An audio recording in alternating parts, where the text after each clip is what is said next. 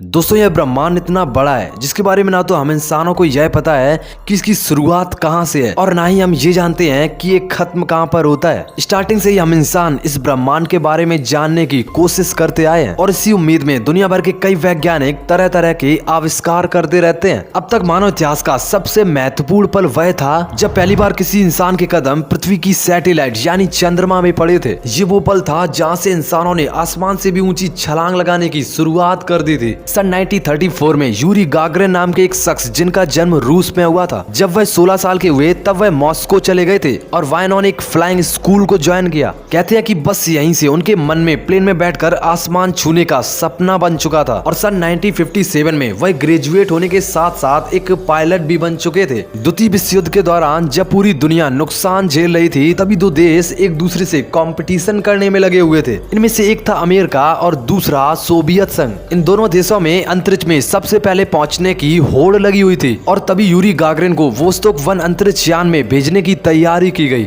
जिसका Yuri Gagarin काफी सालों से इंतजार कर रहे थे। और 12 अप्रैल 1961 को एक ऐसा दिन था जब सुबह वोस्तोक 1 को लॉन्च कर दिया गया था। अंतरिक्ष में पहुंचने के बाद वोस्तोक 1 ने करीब 1.5 घंटे में पृथ्वी से 301 किलोमीटर की ऊंचाई पर रहते हुए एक पूरी परिक्रमा कंप्लीट कर ली थी। ये दिन इतिहास का सबसे महत्वपूर्ण पल था जब किसी इंसान ने पृथ्वी से बाहर यानी अंतरिक्ष में उड़ान भरी। इस अनोखी यात्रा के बाद यूरी गागरिन पूरी दुनिया में फेमस हो गए थे। वोस्तोक 1 के बाद यूरी अपनी लाइफ में फिर कभी दोबारा स्पेस में नहीं जा पाए। फिर एक दिन यूरी गागरिन की एक विमान हादसे में मौत हो गई।